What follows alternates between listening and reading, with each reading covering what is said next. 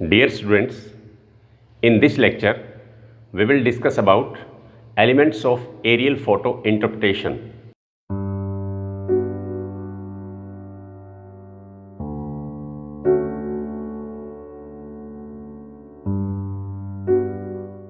एक वायु फोटोग्राफ की, एरियल फोटोग्राफ की व्याख्या कैसे करते हैं। एरियल फोटो की व्याख्या से हमारा मतलब है कि पृथ्वी के बारे में एक्यूरेट और रिलायबल इंफॉर्मेशंस लेना। जब हम किसी एरियल फोटो को देखते हैं तो उसको देखने के बाद उसके अंदर से हम बहुत सारी चीज़ों की जानकारी इकट्ठा कर सकते हैं, जैसे कि कैनाल्स, सड़कें, forested land, agricultural land, settlement area, इस तरह से बहुत सारी चीज़ें उसके अंदर हो सकती हैं और उनको आइडेंटिफाई करना, उन ऑब्जेक्ट्स को आइडेंटिफाई करना जो उसमें दिखाए गए हैं, इसको हम एरियल फोटो की व्याख्या करना बोलते हैं। लेकिन एरियल फोटो की व्याख्या इतनी आसान नहीं है जितनी कि दिखाई देती है, क्योंकि aerial photo generally black and white होते हैं। हम चीज़ों को हॉरिजॉन्टल पर्सपेक्टिव में देखने के आदी होते हैं, जबकि एरियल फोटोग्राफ में एरियल पर्सपेक्टिव में चीज़ें दिखाई जाती हैं, जो कि जैसे हम आसमान से नीचे चीज़ों को देखते हैं। इस तरह से चीज़ों की आइडेंटिफिकेशन, ऑब्जेक्ट्स की आइडेंटिफिकेशन थोड़ी सी मुश्किल होती है और उसके लिए हमें खास ज्ञान और अनुभव की ज़रूरत होती है। इसीलिए किसी एरियल फोटो की व्याख्या करने से पहले हमारे पास ये अनुभव और ज्ञान होना चाहिए कि एरियल फोटो की व्याख्या कैसे करते हैं। तो इस तरह से एरियल फोटो की इंटरप्रिटेशन हमारे ज्ञान, दिमाग और अनुभव पर आधारित है।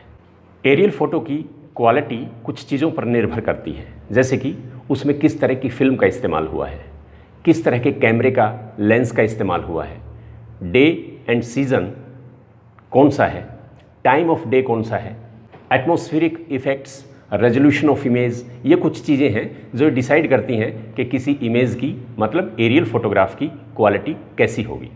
अब हम ऐसे फैक्टर्स की बात करते हैं जो एरियल फोटो इंटरप्रिटेशन को प्रभावित करते हैं, जैसे कि विजिबिलिटी ऑफ द ऑब्जेक्ट, कि कोई ऑब्जेक्ट जो है वो एरियल फोटो में किस तरह का दिखाई देता है। ये उसकी कुछ फिजिकल, केमिकल कंपोजिशन पर डिपेंड करता है कि वो किस तरह से दिखाई देगा या इमेज में कैमरे को किस तरह से रिस्पॉन्ड करेगा।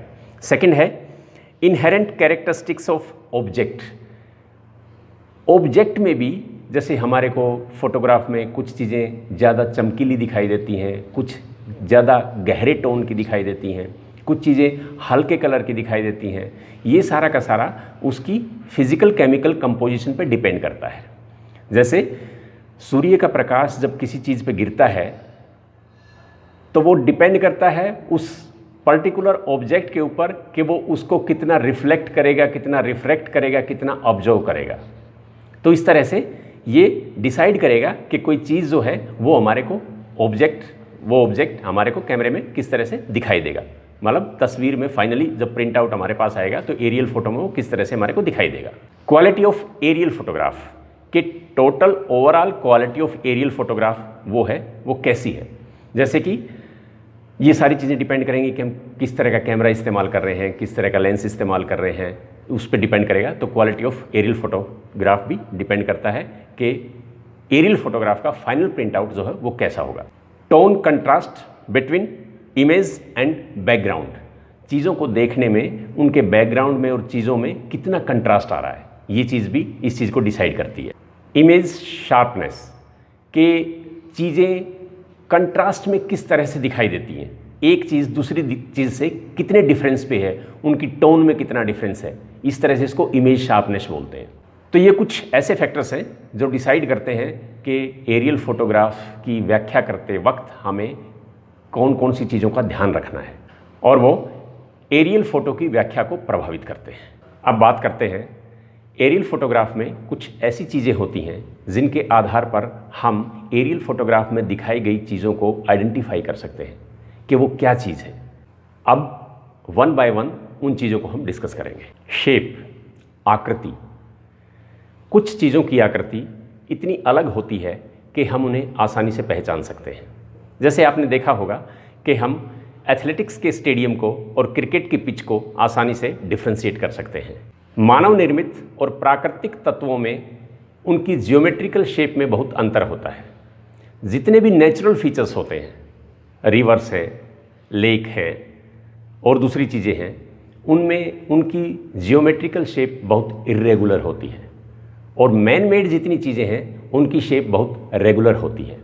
जैसे इसके एग्जाम्पल के लिए आप देख सकते हो कि रिवर की शेप इरेगुलर होती है इन कंपैरिजन टू कैनाल, लेकिन मैन मेड फीचर्स में भी कुछ चीज़ें इरेगुलर शेप में हो सकती हैं। जैसे युद्ध के समय सैनिक अपने बंकरों को, अपनी गाड़ियों को कुछ इस तरह की चीज़ों से ढक देते हैं कि वो ऊपर से देखने पर नेचुरल फीचर्स जैसे दिखाई देती हैं और इजीली आइडेंटिफाई नहीं हो पाती।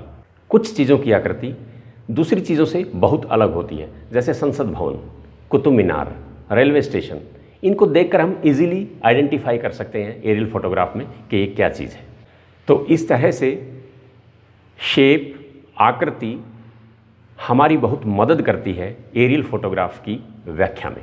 सेकंड, साइज, आकार।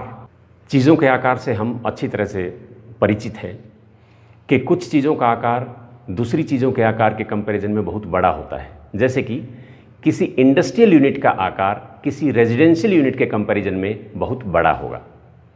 इस तरह से आकार के आधार पर हम चीज़ों को डिफ्रेंशिएट कर सकते हैं, आइडेंटिफाई कर सकते हैं। जैसे अगर हम किसी सेटलमेंट, किसी बस्ती की बात करें तो अर्बन एरियाज़ रूरल एरियाज़ के कंपैरिजन में ज़्यादा बड़े होते हैं।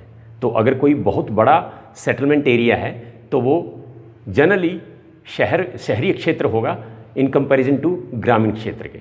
इस तरह से चीज़ों का आकार हमारे को एरियल फोटोग्राफ की व्याख्या में मदद करता है। नेक्स्ट, शैडो, परछाई। क्योंकि हमने एरियल फोटोग्राफ के इंट्रोडक्शन में ये बात पढ़ी थी कि एरियल फोटोग्राफ कितनी तरह के होते हैं on the basis of axis of camera, तो उसमें था वर्टिकल एरियल फोटोग्राफ। सपोज करो अगर वर्टिकल फोटोग्राफ है और उसमें किसी वाटर टैंक का, पानी की टंकी का फोटो बिल्कुल 90 डिग्री एंगल से लिया गया है, तो ऊपर से देखकर हम पानी की टंकी को नहीं पहचान सकते। लेकिन अगर हमारे को किसी ऐसे ऊंचे ऑब्जेक्ट्स की, जैसे कोई टेलीफोन टावर है, कोई चिमनी है, इनकी परछाई को देखकर हम अंदाज़ा लगा सकते हैं कि ये चीज़ क्या है, क्योंकि परछाई देखकर हम इन चीज़ों से परिचित हो सकते हैं कि ये किस चीज़ की परछाई है।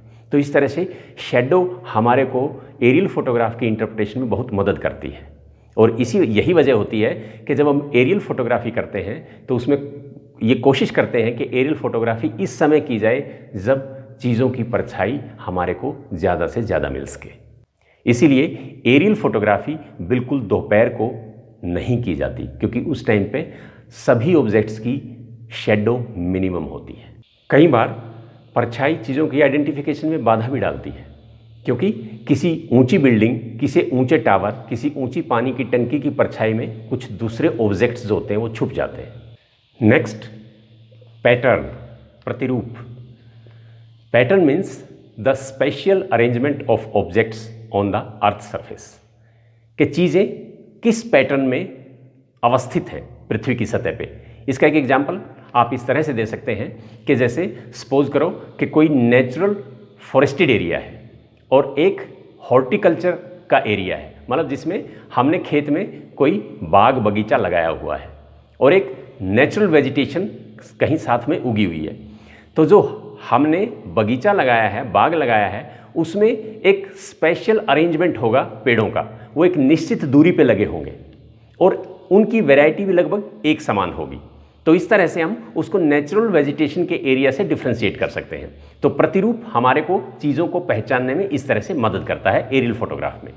इसी में आप दूसरा एग्जाम्पल इस तरह से दे सकते हो कि पैटर्न कैसे मदद करता है हमारी। जैसे एक प्लैन्ड रेजिडेंशियल एरिया है और एक अनऑथराइज्ड अनप्लैन्ड रेजिडेंशियल एरिया है।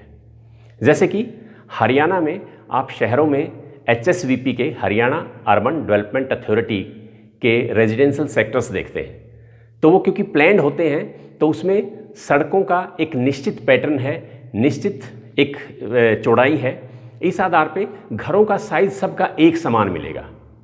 तो इसके विपरीत क्या होगा कि किसी अनऑथराइज्ड कॉलोनी में ना गलियों का कोई पर्टिकुलर साइज होगा, ना घरों का कोई पर्टिकुलर साइज होगा, तो इसको देख के भी हम प्लैंड और अनप्लैंड रेजिडेंशियल एरिया में डिफ्रेंशिएट कर सकते हैं। नेक्स्ट, टोन, आभा। आभा से हमारा मतलब है कि एरियल फोटोग्राफ में दिखाई गई चीज़ें, क्योंकि जनरली एरियल फोटोग्राफ्स जो होते हैं वो ब्लैक एंड वाइट होते हैं, कि एरियल फोटोग्राफ में दिखाई गई चीज़ों में वाइट टू ब्लैक कितना वेरिएशन है, कि कुछ चीज़ें हमारे को ज़्यादा वाइट दिखाई देंगी, उनका रंग ज़्यादा हल्का दिखाई देगा, कुछ चीज़ों का रंग हमारे को गहरा दिखाई देगा। तो ये उसी तरह से उसकी ऑब्जेक्ट की प्रॉपर्टीज़ पे डिपेंड करता है कि वो कितने रंग को परावर्तित करता है। तो उसी तरह से जो चीज़ें ज़्यादा ड्राई होती हैं वो ज़्यादा प्रकाश को परावर्तित कर देती हैं, इस वजह से वो हमारे को हल्के रंग की दिखाई देती हैं, ज़्यादा चमकीली दिखाई देती हैं। और जहाँ पे मॉइस्चर कंटेंट्स ज़्यादा होता है वो चीज़ें हमारे को गहरे रंग की दिखाई देती हैं। सपोज करो एक खेत में पानी भरा है और एक खेत सूखा है, तो जो सूखा पोर्शन है, जो सूखी एग्रीकल्चर लैंड है, वो हमारे को हल्के रंग की दिखाई देगी उसके कंपैरिजन में जहाँ पे खेत में पानी भरा हुआ है। इस तरह से टोन हमारी मदद करती है चीज़ों को पहचानने में। उसी तरह से अगर कोई वेजिटेशन ज़्यादा हरी भरी है, उसमें मॉइस्चर कंटेंट्स ज़्यादा है, तो वो ज़्यादा गहरे रंग की दिखाई देगी उसके कंपैरिजन में जहाँ पे झाड़ियाँ, पेड़ पौधों में ज़्यादा मॉइस्चर कंटेंट नहीं होगा। तो इस तरह से हम किसी चीज़ की डार्कनेस को देख के एरियल फोटोग्राफ में चीज़ों को पहचान सकते हैं। Next, texture. Texture is the frequency of change and arrangement of tones. मतलब कि चीज़ों में स्मूथनेस टू रफनेस जो डिफ्रेंशिएशन है उसको हम टेक्सचर के नाम से जानते हैं। जैसे कोई चीज़ जो है वो हमारे को कितनी स्मूथ नज़र आ रही है, उसमें स्मूथनेस कैसी है, और या रफनेस कितनी है। तो स्मूथनेस टू रफनेस जो डिफ्रेंशिएशन है इसको टेक्सचर बोलते हैं। जैसे कि वाटर बॉडीज़ ज़्यादा स्मूथ नज़र आएंगी इन कंपैरिजन टू ग्रास, और ग्रास के कंपैरिजन में झाड़ियाँ जो हैं वो ज़्यादा रफ नज़र आएंगी। तो ये जो स्मूथनेस टू रफनेस का डिफ्रेंशिएशन है, इस तरह से चीज़ों की आइडेंटिफिकेशन में एरियल फोटोग्राफ में हमारी टेक्सचर मदद करता है। Next, association. कई चीज़ें आपस में इतनी ज़्यादा एसोसिएट होती हैं, उनका संबंध इतना गहरा होता है कि अगर हमारे को एक चीज़ की आइडेंटिफिकेशन हो गई तो हम दूसरी का अंदाज़ा लगा लेंगे कि उसकी सराउंडिंग में ये चीज़ें होंगी। जैसे कि अगर कोई बहुत बड़ा एजुकेशनल इंस्टीट्यूशन है तो उसमें प्लेग्राउंड होगा, ये एक एसोसिएशन है उसके साथ। तो एसोसिएशन इस तरह से चीज़ों में मदद करती है। जैसे कहीं पे बहुत बड़े बड़े बॉयलिंग प्लांट होंगे, कोल पाइप्स होंगी, रेलवे ट्रैक होगा, कूलिंग पॉन्ड होंगे, तो वहाँ पे थर्मल पावर प्लांट होगा। एक एसोसिएशन है कि बहुत सारे दूसरे ऑब्जेक्ट्स को देख के हम किसी ऑब्जेक्ट्स की आइडेंटिफिकेशन एरियल फोटोग्राफ में कर सकते हैं। जैसे कि बड़े बड़े स्टेडियम हैं, रेस कोर्स है, ये सारे शहर से बाहर होंगे। इस तरह से एसोसिएट करके एक चीज़ को दूसरी चीज़ से एसोसिएट करके हम चीज़ों की आइडेंटिफिकेशन एरियल फोटोग्राफ में कर सकते हैं।